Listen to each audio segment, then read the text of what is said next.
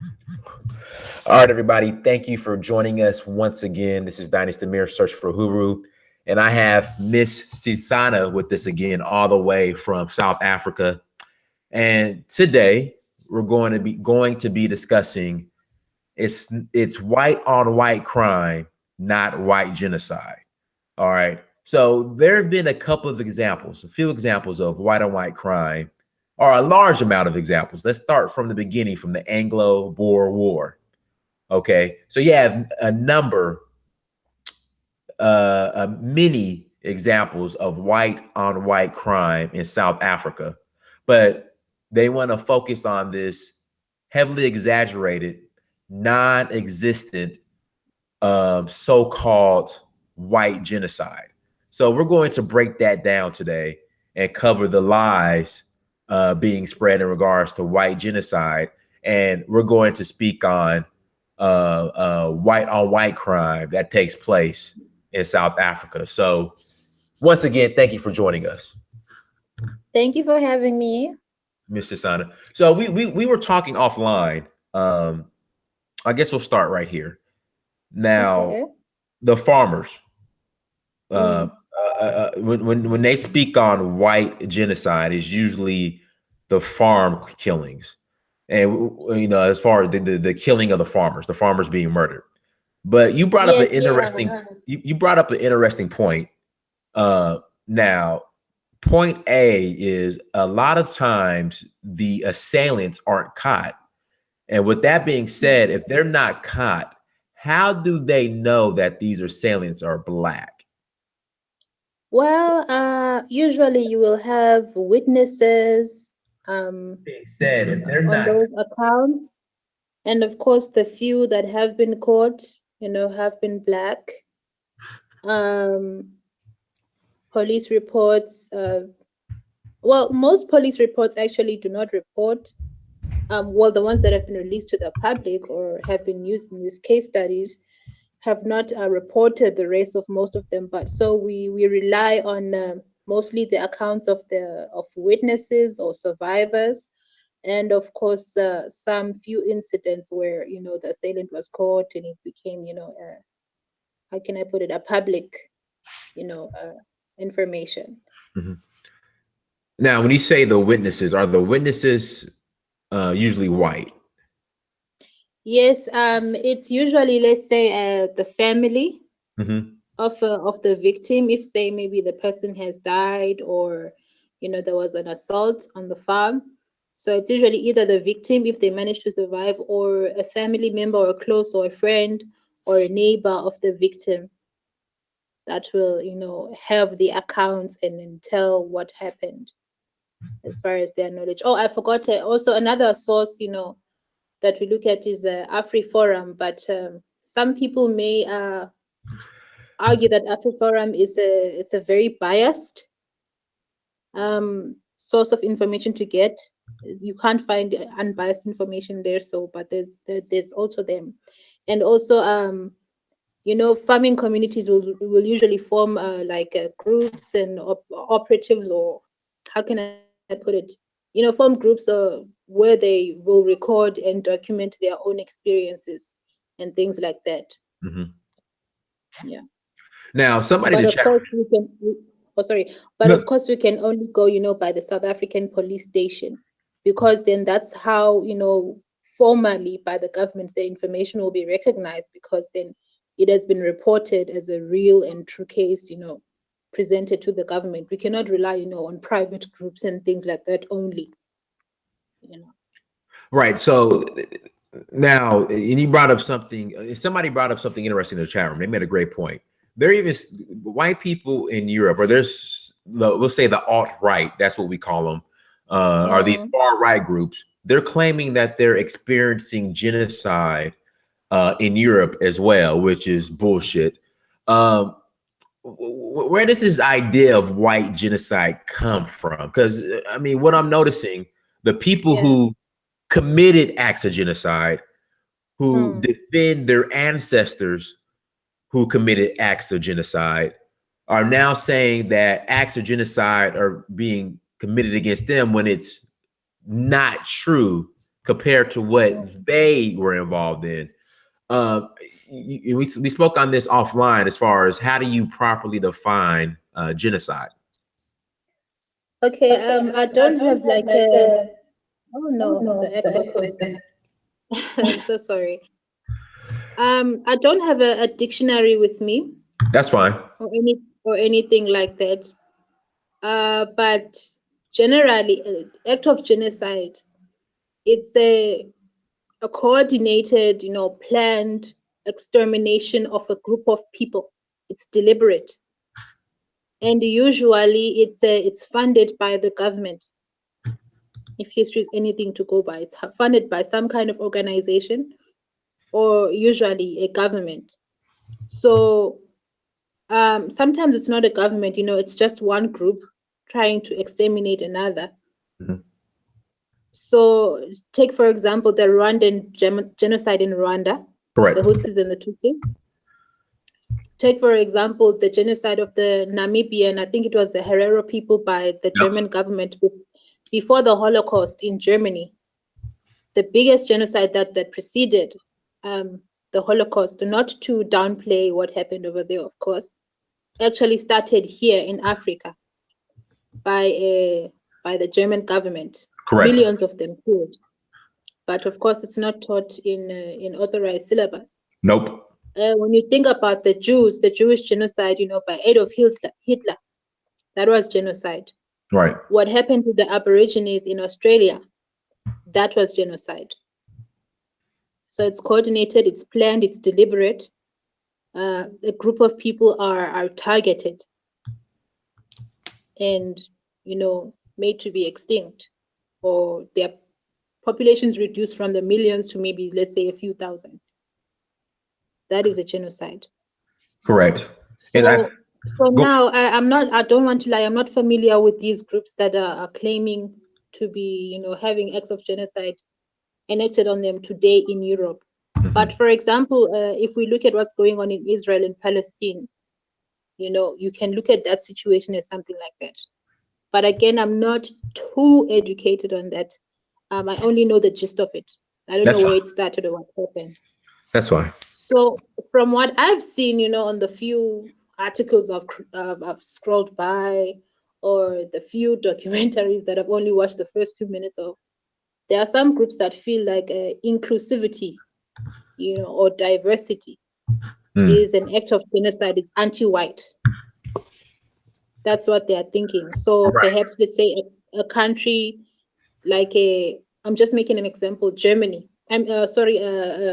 England, being more inclusive to other races, let's say maybe to, other religions as well. They will feel like this new tolerance is equal to white genocide. Right. And what they usually do is they take these social changes and then they compare them to the dwindling, not the dwindling, but the lower percentages of the population, the lowering population of white people in that area. Which, of course, other groups have nothing to do about. We have nothing to do with how you procreate and how you choose to procreate and how many children you choose to have. So that's what they do. So in the context of South Africa now, the first time white people said there was a genocide, it was during the Anglo-Boer War. Mm-hmm. They reached out to the international community, claiming that the English, the British, were trying to exterminate them completely when it was a war. Now, I personally would not know the distinction, how Europeans distinguish between a war and a genocide amongst themselves, because they should not be here fighting for Southern Africa and control of Southern Africa in the first place. They were both invaders. Right. So what was happening between them was of their own doing. And there are some articles where they say that, I forgot which Zulu king it was, but they say that when there was a war between the Boers and the Zulu king, the Zulu king was out to exterminate the Boers. But then the Boers were invading Zululand. Right. So what exactly were they expecting? And as they invaded, they came and they would come to people's kraals and homes during the night and steal their cattle. You know, that they used to call it cattle theft. Cattle stealing was very rife in those days. Mm-hmm. So obviously they were going to be met by retaliation. What do they call it? They call it genocide. Right. So today what they're doing is there is an issue happening in South Africa.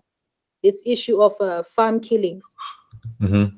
And of course, the loss of life is not something, to be celebrated. It's not something to just look past just because someone else does not look like you. Of course not. Right. But what they're doing is they're taking a real and genuine problem and again crying genocide. And as they cry genocide, what they're doing is they're reaching out to groups, extremist groups like the Ku Klux Klan, Right. for help, Mm-hmm. to European white supremacist groups, Right. and to governments like Australia that, as we know, exterminated the Aborigines of Aborigines. Australia. Right. Yeah, and just recently, actually, Australia marched to end, to show solidarity to end white genocide. Mm. But when you look at the mortality, statistics of South Africans are the most safe. White South Africans are the most safe. They are the most wealthy. Mm-hmm. They are the most healthy, and they are least likely to, to suffer in issues of violence and crime in South Africa. Crime is rife, Mm-hmm. but they are much more safe on average. Even though the population it's almost 10 to 9. There's 10% of there's 10% of Caucasians in South Africa, 90% of Black people. But then when you compare those proportionally, white people tend to be more safer than Black people in crime in general in South Africa.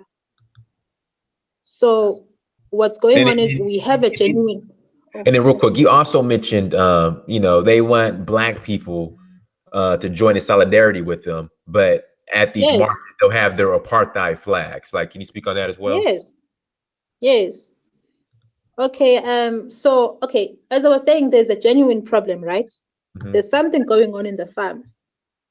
Okay, something's wrong there. Something is going on.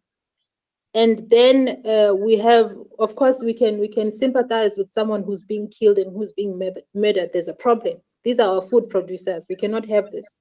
Mm-hmm. And then on the other hand, there's another problem. The problem is that they are crying there's white genocide. And what they are doing is that they are linking the two. They are saying they are the one and the same thing. So now, when we focus on this one problem, which is the farm killings, it is hard now to sympathize because, number one, they have not renounced these claims of white genocide. In fact, what we seem to be seeing is that the people, the farmers, and the people crying that there's white genocide seem to be one and the same people. And at this march, number one, when Black people march for issues in South Africa like service delivery, or let's say fees must fall recently, we don't see them come out in their numbers as they did for Black farmers. So because we did not see them come out in their numbers for our issues, in fact, issues that affect the nation in general, Mm-hmm. how are we going to show solidarity? Number one. Number two, you go and you march and you bring the South African apartheid flag. Where am I going there? What am I going to go and do there? And now, as a human being, as a flawed human being, it's hard not to say, okay, this is what you're about. You're bringing the apartheid flag, and you expect for sake, George. It's hard not to say that. It's hard not to say, you know what? Maybe this. I don't feel anything. I don't feel any sort of sympathy towards the people who died in the farm attacks because now you are flying the apartheid flag. It's hard not to, as a flawed human being, whose family has been scarred by the things that happened during the apartheid era. Right. You see? So when we look at okay, how can I put it? Okay, now let's look at some numbers statistically, maybe to get some context of what's going on. Go ahead. Like I said before, white South Africans make up about not even 10%, like 8 point something percent of the total population of South Africa, right? And of the arable the arable land in South Africa, of the arable land, about 73% to 80% of it is in white hands, is in white farmers' hands, right? Arable land and farming land. Now, this is important because this is the distinction that is made when an attack or a murder is made to classify it as a farm murder. That person has to be a farmer, commercial, or someone who has a small holding, in an area that has been designated as a farming community or farming area, right?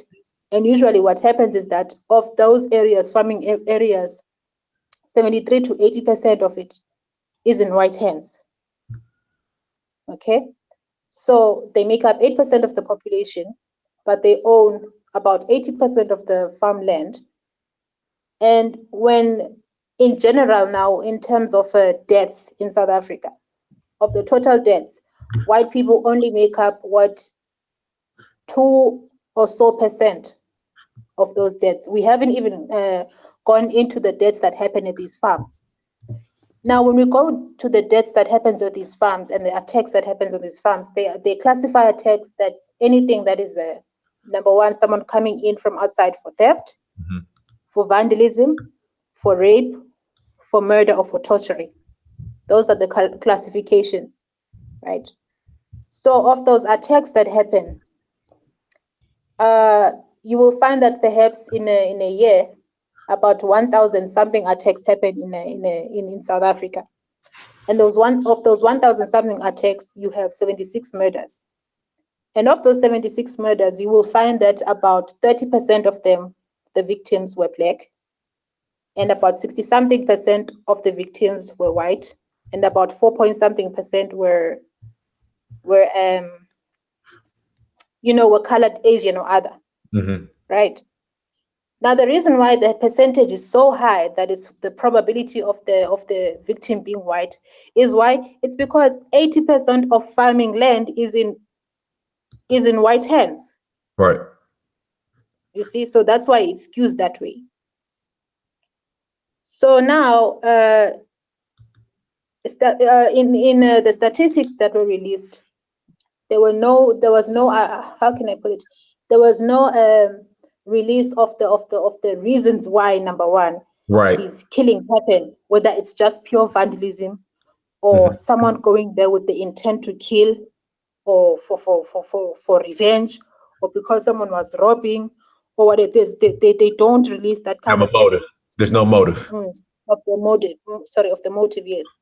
They don't release whether the assailant was Black or white. I mean, those statistics that could show whether, okay, is this racially charged killing of white farmers, or is it just, just your thieves, right? And of course, in South Africa, there's a larger percentage of Black poor people.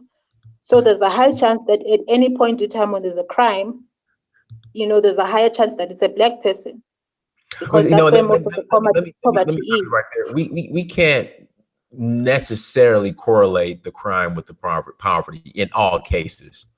We can't. Yeah, no, we can't. But then when you're looking at the population, 80%, more than 90% of the population of the people in South Africa are Black, and the larger population of those people are, how can I put it, are poor. I mean, statistically speaking, you will find that most of the time the assailant is Black. But then the fact that that assailant is Black does not necessarily mean that, they're going there to that farm because you are a white farmer. And I'll give you context for that.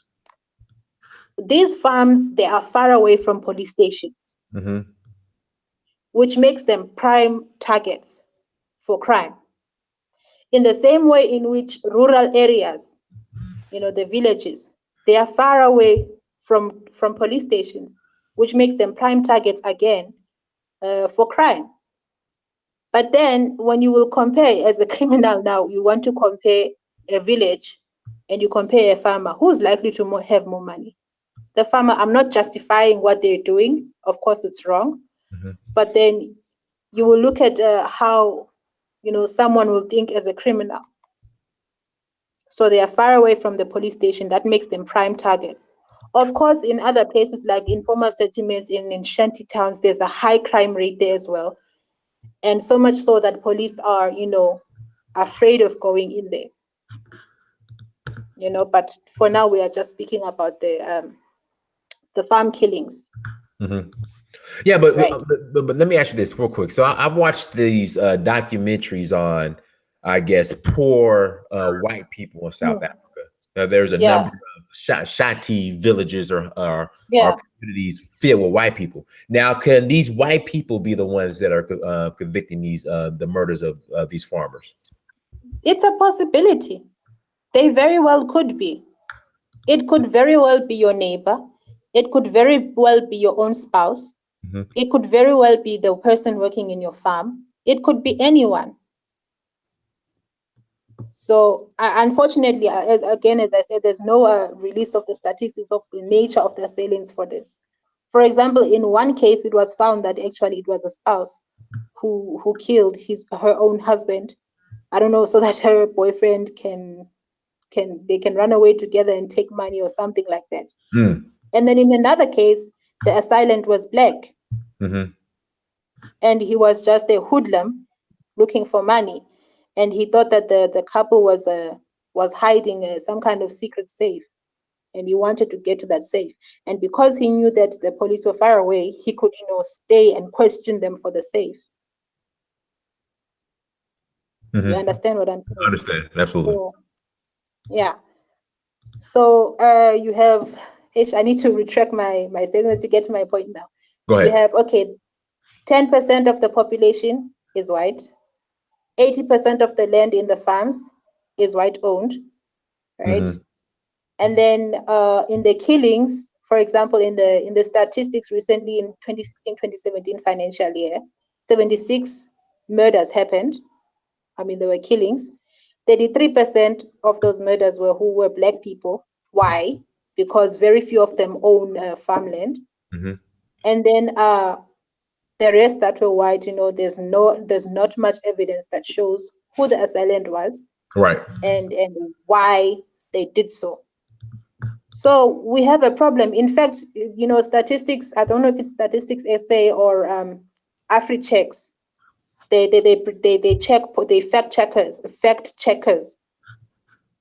They check facts in Africa and situations happening in Africa.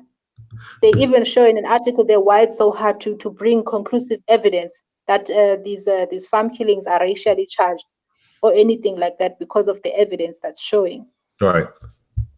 So we have a problem of these deaths in these farms.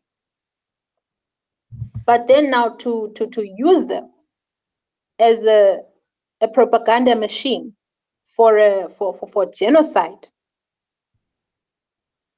Because recently in an interview, the leaders of the Landers, I actually found out that the Landers were at the helm of this propaganda mission of the genocide. Right. When they were actually offered by the Australian government, we mentioned yesterday, offered immigration.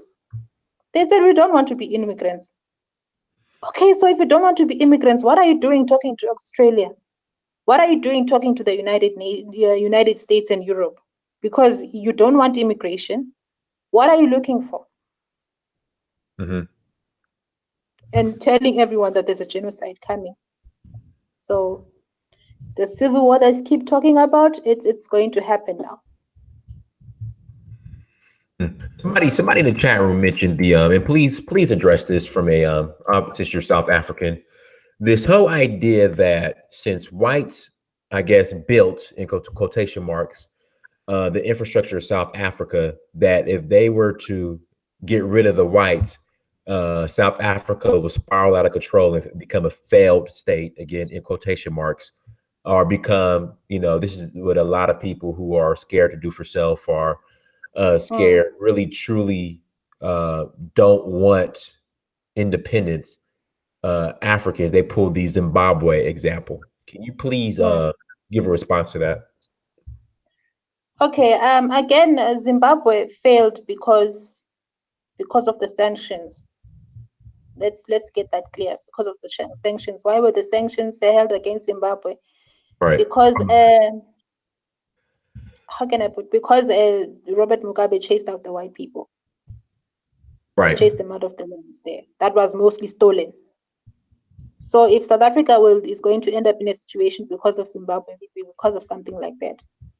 And then let's remember that apartheid ended just 20-something years ago, not decades ago. What does that mean? That means that our parents, a large percentage of our parents, were denied entry into universities, into colleges, into schools, where they would learn the necessary skills, to take on certain, skills that now lie mostly within the white population, right? So it's obvious that there are certain skills that dominantly lie within the white population because they had the advantage of going to school. But now, in terms of what would happen if all the white people left, unfortunately, I'm not familiar with the labor statistics on just how much of the South African workforce is skilled in some of the jobs that white people can do and black people cannot do. For example, commercial farming. Commercial farming is white dominated, so obviously the skills are there. That is why there have been some government programs where they would ask those commercial farmers that are more experienced to actually teach the young black up and coming farmers. But of course, pre-colonial times, there wouldn't have been needs for that because we farmed our own food and we produced our own food and we knew how to work the land. But then after the 1913 Land Act, where people were dispossessed of those arable lands, those skills kind of died with the people.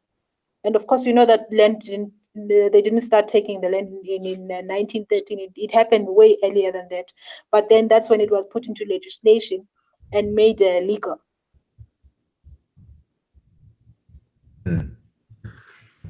So it's no question that quite a majority of certain skills lie, with the white people, the white population, because a majority of black people were not allowed to go to school for certain reasons and are not allowed to participate in certain industries. But then to speculate that South Africa would become a failed state if all white people left because of they leave with their skills. That's not a conclusion I myself can make. Yeah. I'm not in a position to make that conclusion myself. Right. Well, I mean, people who think like that, some kind of expert, which I'm not. Yeah, I mean, people who think like that have pretty much already quit from the onset. So you might as well just run them out of the country. I mean, seriously, I can't stand that. And Black Americans come back to Africa. You might have another Liberia, when Liberia actually, before the Civil War, was a great country. But that's that. I've quit. I've given up. I throw in the white towel mentality that you get from a lot of Black people. So yeah, I know we spoke on this briefly yesterday. Somewhat. What role are I would say colors playing in this land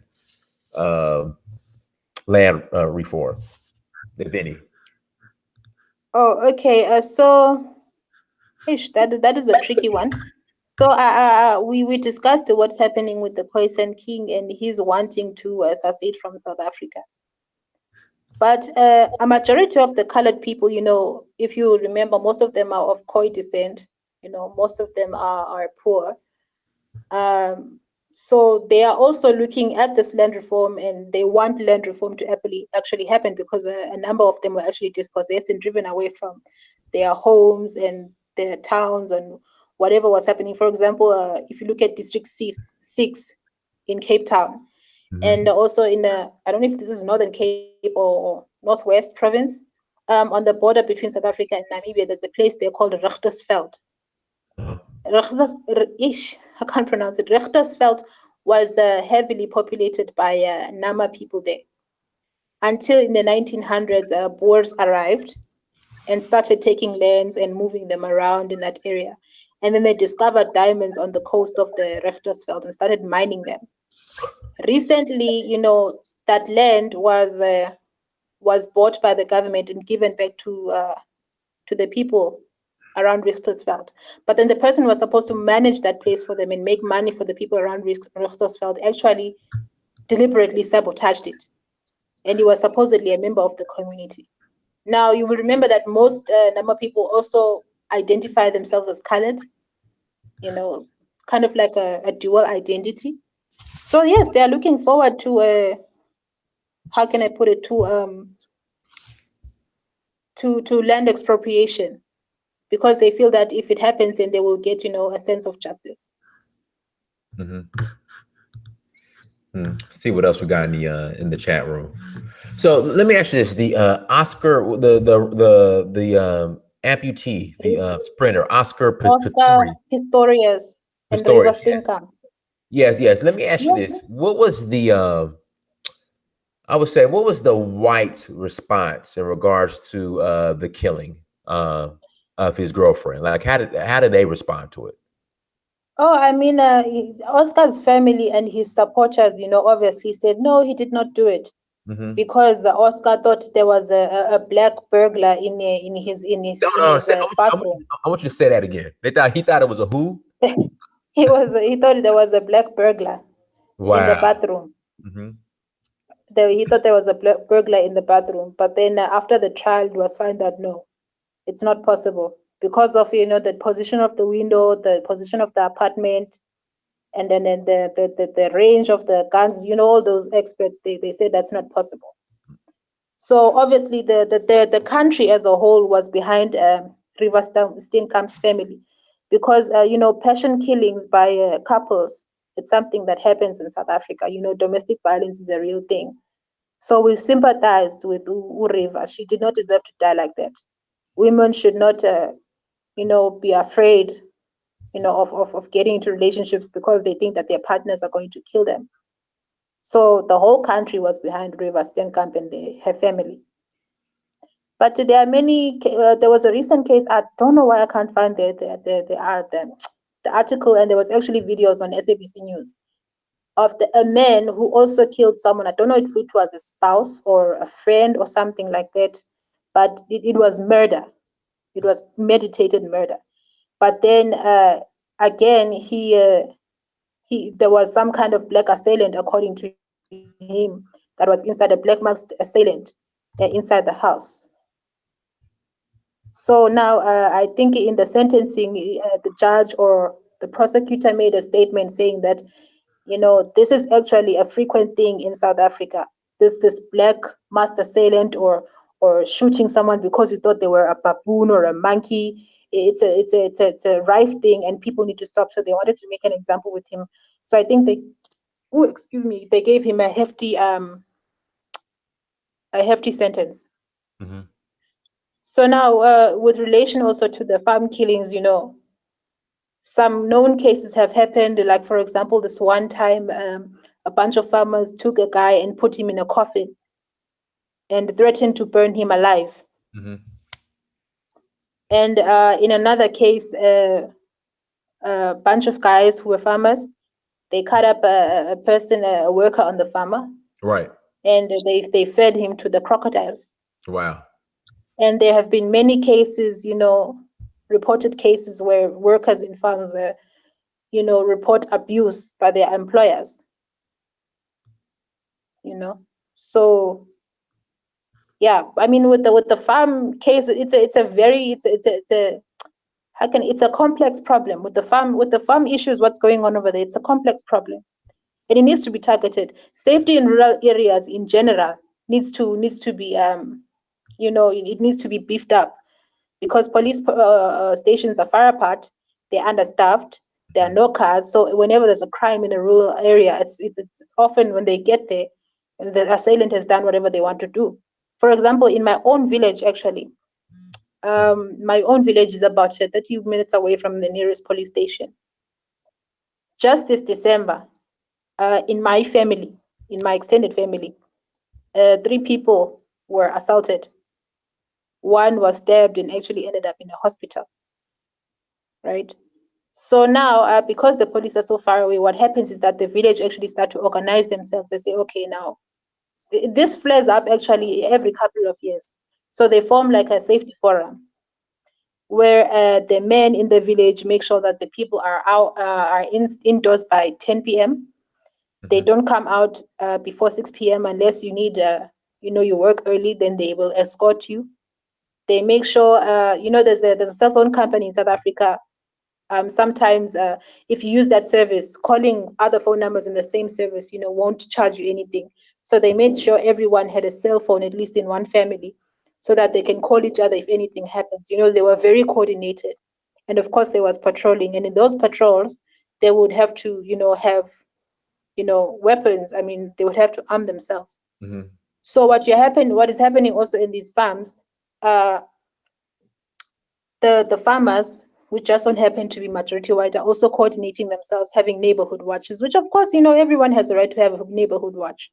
Right. But then now when you're having this word again, military or whatever the word is, military training. Right, military training, okay. Yeah. And I'm talking AK-47s, machine guns. Right. And there were reported sightings, of people practicing with grenades. Probably and so. going around, reaching out to organizations like the Ku Klux Klan. Yeah. That's something else. That's no longer just a response to the farm killings. Right. I'm not. I mean, there's a generally in rural areas. Let me ask you this. This is my question. Yeah.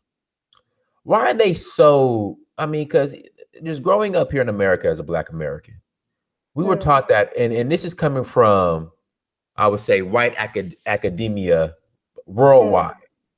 We're taught that Africa is a shithole, that Africa was dark, that there's lions just roaming around in the streets, little skinny kids with big bellies, kids walking around with AK-47s.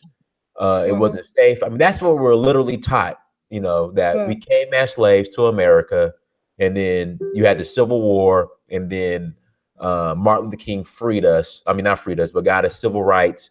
And then Africa, don't go back to that place. And this is taught amongst white academia. Like, this was the norm, planet-wide, nationwide, across the planet. Why are whites in South Africa? And again, we spoke on this yesterday. At the end of colonialism, Europeans, for the most part, left. Why are the whites in South Africa so resisting leaving or giving up the land when colonialism is over? And why did they implement apartheid? Like, why won't they just leave? Okay. So actually yesterday I did not have a clear answer for that, because obviously I don't know how the mind of a white person works. But actually someone, a fellow South African in the comment section, I was reading them just today, actually gave me some insight. Most of the other white people, that came to Southern Africa, they like to pretend like they had, of course there were governors, of course, deployed by their home countries, like from England and Holland and places like that. Of course, we had governors living in places like Cape Town and Port Elizabeth, all these colony towns that they first established when they arrived. But then the rest of the citizens that made up those colony towns were, endangered laborers from the prisons of Europe.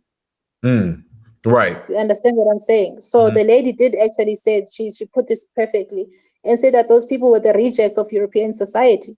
Right. So I don't know about their wanting to return, maybe let's say in the 1900s. Apparently they tried to return and they were rejected by Europe. But then there are unique resources in Southern Africa that, they wouldn't have found or have been able to exploit the way they have, given their status in Europe society, that they did in Southern Africa, like the diamonds, like the gold, like the vast land.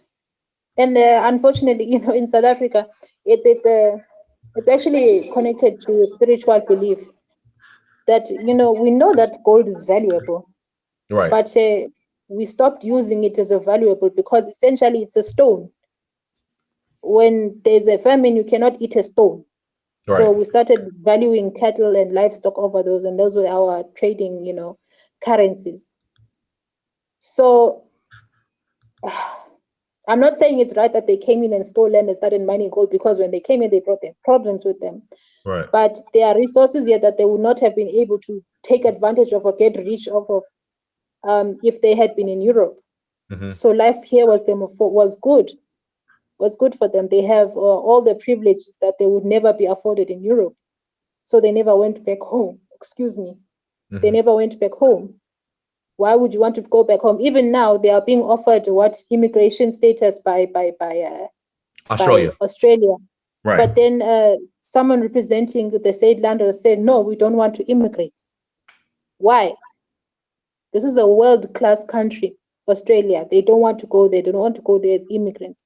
It's because they have, certain privileges here that they would not be afforded in their own homes, because, the societies they created there, they are messed up. They are failing their own people. Mm-hmm. Now, why in the world, people would show Africa as what, as you said, children holding guns. Yeah. Unfortunately, those are situations that actually happened, child soldiers and things like that. But then, when you look behind the reasons why they would do that, fighting over territories, whether it's diamonds or anything like that, who puts, a diamond is beautiful, yes, Mm-hmm. but really, when you think about it, it's a rock, it's an old coal. Right. There's If you a get it out of the ground and put it in right. front of you, what more can it do than just shine and be beautiful? It won't feed your family unless someone actually comes and gives it value and says, hey, in exchange for this diamond, I will give you food. Then it becomes a problem now. You see? Mm-hmm. So I don't know what message they were trying to send to African Americans.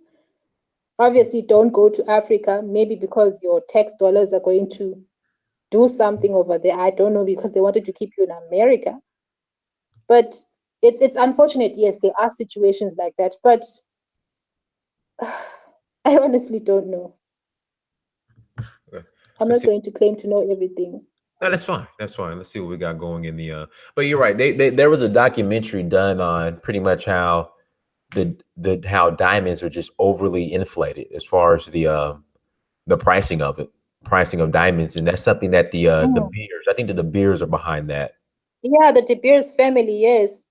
They went on this a marketing spree where they convinced men that if you want to take a woman as a wife, you should get this, you should save your salary for the whole year, Mhm. get this shiny rock, and then give it to her. And Right. then, stupid. Absolutely ridiculous. A stupid rock that someone can steal and then it's gone. Ah, Mm. I Somebody mean, a mentioned, diamond is beautiful if you have money in excess, where buying it would not, put that much of a dent in your finances. Then, of course, spoil your lady. If you want her to sparkle and shine, fine, go ahead. But do you know what I would do with the same amount of money you use to buy, a Cartier or whatever diamond? Oh my goodness. You can buy a bunch of cattle with that. You can buy so right, much land with that. right. Yeah. Mm. Mm. Let me ask you this. So I don't know if you've been keeping up with the migrant crisis uh, in Africa, as far as Africans trying to get to Libya in order to get to Mm. Southern Europe, Yes. and them Yeah. dying in the process. Hey. So you have Mm. Africans who are trying to leave the continent, but then you have Mm. South Afrikaners who are refusing to leave. What are your Yeah. thoughts on that? Ish. Okay. When you leave Africa and you go to another country, you have the advantage of the currency of that country, Hmm. right? So if maybe even if I'm let's say maybe I completed my degree and I come out with a master's in, let's say, biotechnology or something like that, and I go to the UK, and I don't necessarily find a job in the biotechnology, I become a janitor. But then whatever money I owe, I get there, When I come to South Africa, it's going to be 10 times more. It's going to be 10 times its value. I mean, if I come with a £1 in South Africa, it's going to be about 15 rand something amount of money. So that's the power of currency. It's pulling the people there. Number two, take me, for example, here in South Africa, I do not have land, right? And I don't have much of an inheritance from my parents because, they were dispossessed. Their parents were dispossessed, right? Which is an advantage that our white counterparts tend to have. When they start off in life, they don't have to, work to bring money back home and feed the family. They work for themselves to take themselves forward. So I don't have much of an inheritance in terms of money and land. So if I want to get those things, I need to first have money. Right. So again, what countries in the West and countries, up in the North, like the UK, offer is that strength in currency. But then our white counterparts, they've had, the privilege of driving people out of their places and And then they call it and generational not wealth. having competition. That is, they're only 10% of the population. The rest of the 90% was systematically made sure that they won't be in competition with their businesses because priority was put over them and their businesses. So their situation is sort of stable. You understand what I'm saying? So with the decline of jobs, of course, in South Africa now, this is a political sphere and all the other, I don't know what's causing them really. If you're more likely to get a job, even as a janitor in the Western countries, that's where you're going to go. Because of corruption, funds that are supposed to go and fund startup businesses and infrastructure, fund the building of factories is just going down the drain because of corruption. Those kinds of jobs are not sprouting up. So you're going to go where, number one, you think you're going to find that job, and number two, where the currency is going to be a bit stronger. And it's such a shame, really, that they die so brutally in transit to these areas. So much so, even the slavery that has resurfaced in Libya. It's heartbreaking. And I don't know if maybe I've got the chain of events correct here, but go ahead. Maybe you will correct me if I'm wrong, and the people in the chat will help me. I will. But the problem in Libya started with the death of Muammar Gaddafi. Correct, and that was pretty much the United States had a hand in that. Obama, Hillary Clinton, and France. Yeah, Obama. That man. Yeah, exactly. He's over here busy dabbing and mic dropping, Gandhi. He's causing problems in Africa. Yeah. And everyone is so blind. Exactly. It's just unfortunately, Black people, we don't vote for substance. We vote for entertainment. So as long as you dab and say what's up and throw a couple peace signs up and say a rap, you'll get our vote. That's all you got to do. So. Wow. So from my knowledge is that even though Muammar Gaddafi, he was a bit problematic character. He had, some plans to take other countries and stuff.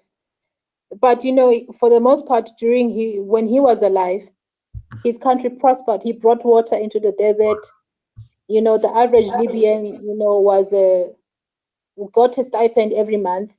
If a couple was getting married, they would get an equivalent of $60,000, I think, to start them off.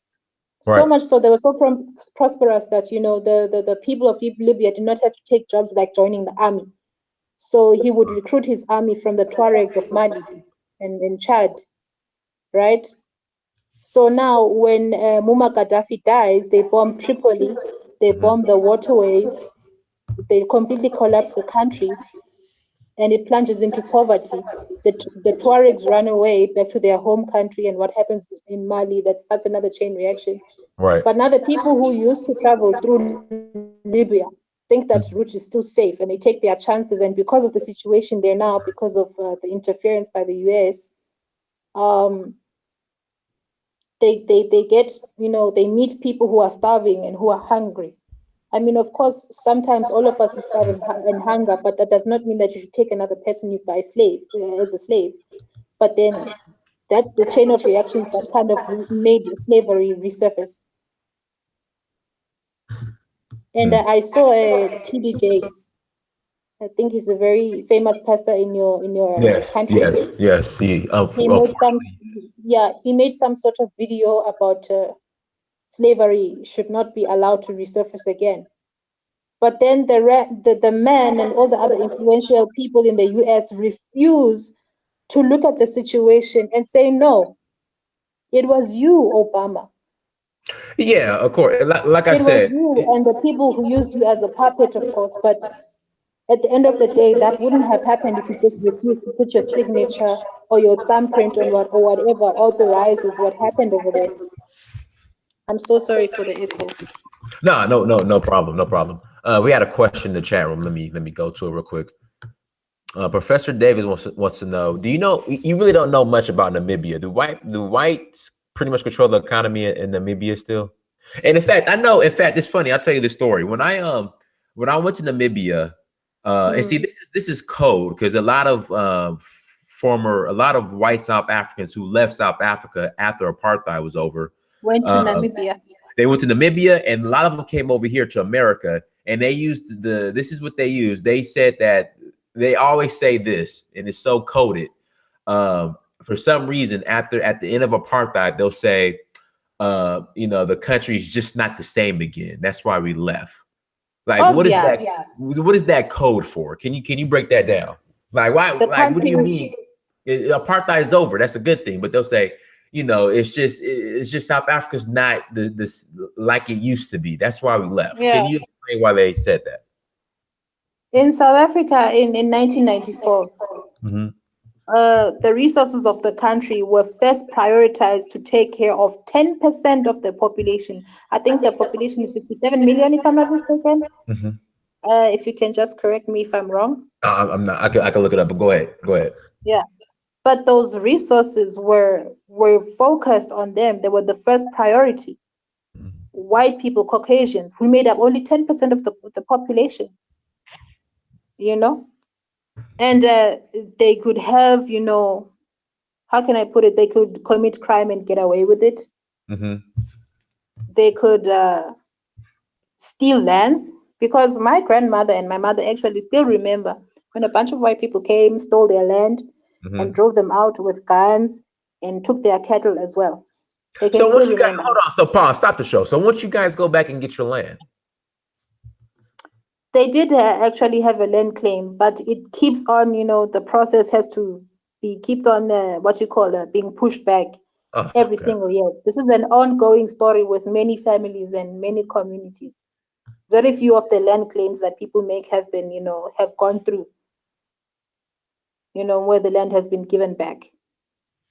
Especially since, like I said before, in the system that we have in our homes and our hometowns, mostly you will find, especially in the villages, because there are many places that were villages, but then when the white people came, they quickly developed them, and it turns into a resort of sorts. Right. So we don't use a system of deeds, title deeds, especially in tribal lands where the towns are far away. No. The chief will tell you that, okay, this is the land I allocate to your family. For example, again, in a place called the Wild Coast, there's a big hotel there. I don't know if it's the Southern Sun or I forgot its name. But the people who were removed from that land, they are still alive today. But then because it's in tribal land, you see, but the tribal land is near the ocean, and it was also near the national road. They could connect it to the national road. Of course, they built a road from the national road down to the resort at the beach that they built there. So they paid off a couple of people, and then those people came in, and then they removed the families that were living there, and there were apparently some graves over there as well, and then they built their resort. And until this day, that court is in front. I mean, that case is in front of the High Court, and no settlement has been reached.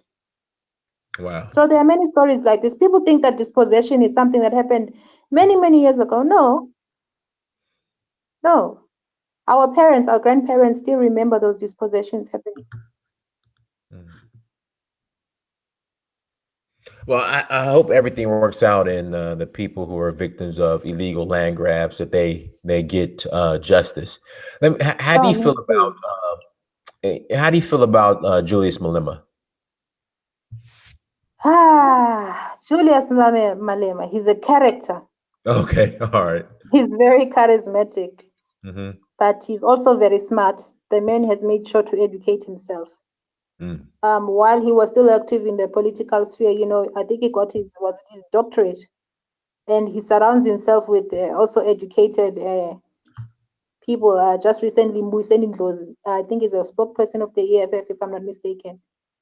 He just got his PhD. He's a doctor now, mm-hmm. also called the People's Bay.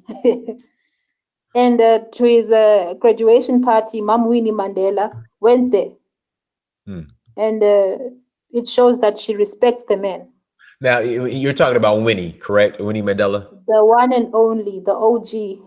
Yes, everybody loves Winnie Mandela. Yes. Is she playing any role in politics right now, or she just pretty much Oh stays wow. out?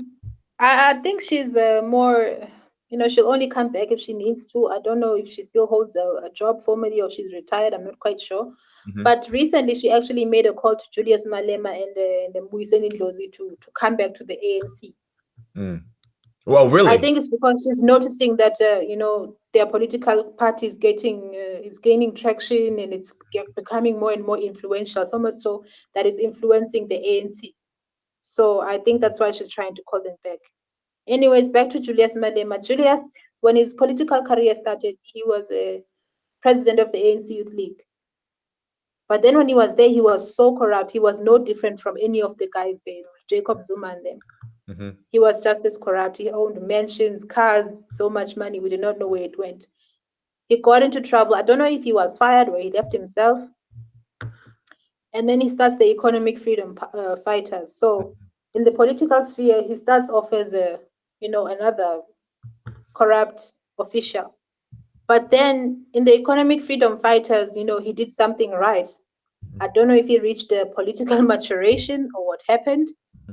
He starts coming up with the policies that people want and that the ANC has failed to deliver on, you know, and he gets young people involved in his political party. What are you doing? You're making faces. No, I was yawning like my jaw. I was trying to control my yawn. I'm sorry. That I face thought you literally. were making faces at No, no, me. no, no, no, no, no. Like I was trying not to yawn, but I yawned. But go ahead. I was I'm gonna be sorry so for hurt. distracting. Yeah, yeah. Just continue. I'm sorry. You just have to ignore me sometimes. Anyways, you will find that in parties like the older parties like the Democratic Alliance and ANC, the people there tend to be quite old. But then Julius got younger people in there, younger people, not necessarily fresh ideas, but Mm-hmm. ideas that the ANC had abandoned. Number one, the land reform. Mm-hmm. Land reform started. I don't want to say it started as a hashtag, but with the youth, it started. Gaining traction with the youth on Twitter and Facebook as hashtag bring back the land. But then as we clicked more on the articles and the videos explaining, what happened during the land, and we're like, no man, yeah, seriously, bring back the land. Mm-hmm. And that is how today we are in a position where we can the ANC actually said yes to uh, amending the constitution to start the process of expropriating the land. It's because of the EFF and their efforts, and because they are so visible, they are so aggressive. They are thinking. It's in line with the people's needs. What we're seeing is that they are putting the people's needs at the forefront. They are even challenging the mining system in South Africa. They want to nationalize mines Mm-hmm. so that a number of the profits from our mines go back to South Africa. They are putting more pressure on the government to stop actually exporting so much of our raw materials and start building and manufacturing industry in South Africa so that we don't have to buy it. So, I mean, this is logic. This is things that the ANC knows, but they're too corrupt to do. You understand? So they're putting that pressure on them. So with the young people, myself included, Mm-hmm. the EFF is like I said yesterday, Mandela said, Aluta continua, the ANC has had its role in delivering political freedom to the people. But then they have failed to use that political freedom to bring economic freedom and reform. Right. So I think, to me, what's happening is that the baton of leadership is being passed. Well, not necessarily being passed, because the EFF is fighting for it. Want to, it's not like the ANC is willingly going to say, okay, fine, continue EFF. It's not like that. But in the same way in which every generation has its struggle in South Africa, it's sort of what we're seeing now. The EFF now has its own struggle. ANC was political freedom, ending the apartheid regime, but then after that it became poisoned and it became something else. Now EFF, because they want to be such a strong opposition, and they are providing sort of like a home for people who can see that the ANC has failed them, but will rather go to hell than vote for the other opposition, which is the DA, Democratic Alliance. Right. So, some of the things that are happening today, had it not been from the pressure that the EFF is putting on the ANC, I mean, we wouldn't even be talking about land expropriation today without compensation. Mm. You see? Let me ask you this: how are white South Africans responding to the white woman who got 2 years in prison for yelling racial slurs at the black police officer? Oh. Well, the sensible ones are saying, good, finally. Racism is not being tolerated. And of course, the other ones, the majority, which make up the majority, unfortunately, are saying it's a double standard on racism. because white black people will sing struggle songs that mean shoot the Boer, and then they will not be persecuted. And then someone says Gafford a few times and then they're sent to jail. Okay. They say it's a double standard, it's reverse racism. Oh, no such thing as reverse racism. There's no such thing, but go ahead. I know, I'm not getting into that one. That's a tired conversation. No ways. Mm-hmm. But go ahead. All right, so they're upset about it. Okay. We had another. I think I asked you this yesterday. How's the African Union responding to land reform? I have no idea, actually. Okay. I haven't read up any articles or had time to actually watch, maybe if there was a conference by the African Union about land expropriation. But I don't think they will have a problem with it. Because most of the people who own the land that was stolen or bought the land that was stolen, it's stolen land. Why would you buy stolen goods? What's wrong with you? Right. I'm sure most of the African Union think it's justice. Unless, of course, the whites, there are any white sympathizers over there, or any leaders that are paid off by the white people, then yeah. Are you familiar with the United Methodist Church and the role they played in South African liberation? Are you at all, or no? The United Methodist Church. Yes, it's so popular here. Oh, okay. Wow. What role are they playing now in regards to land reform, if any? Actually, I haven't heard anything from them in the churches, hey? Because in the old days during apartheid, the churches were very much involved in politics. But here's the thing: I think how a church aligned itself depended on the pastor at the helm. So you would have a United Methodist Church, like for example in Soweto, that would open its doors to the youth to come and learn about Black consciousness, as Dave Biko would teach them. But then you would have another United Methodist Church, maybe in a white area, that did no such thing and was not, contributing to any talks about liberation or anything like that. And they just said, no, we're not into politics. We're just here for Jesus. But recently, I haven't heard anything from church. Churches are not as involved in politics as they used to be, you know, when it was apartheid. Hmm. And that's a real shame because, you know, churches now are just a scam, basically, Right. just money making machines. Very few of them are about the people anymore. Hmm. Yeah, the African Methodist Church. I'm sorry, because the African Methodist Church originates from America, from Black America, from free slaves. Oh, I have never, I don't want to lie now. I've never seen an African Methodist church, just United. Oh, just United. I'm And sorry, they, I said United. I apologize. African Methodist Church. I'm glad you corrected me in the chat room. oh, So yeah, but yeah, well, I've seen a lot of United Methodist Church, but they're not, they're not active in engaging with their church members. I haven't seen any, because if anything like that was happening, it would have been in the news, because we haven't seen, any political activity in churches in a while since apartheid time. So it would have been in the news.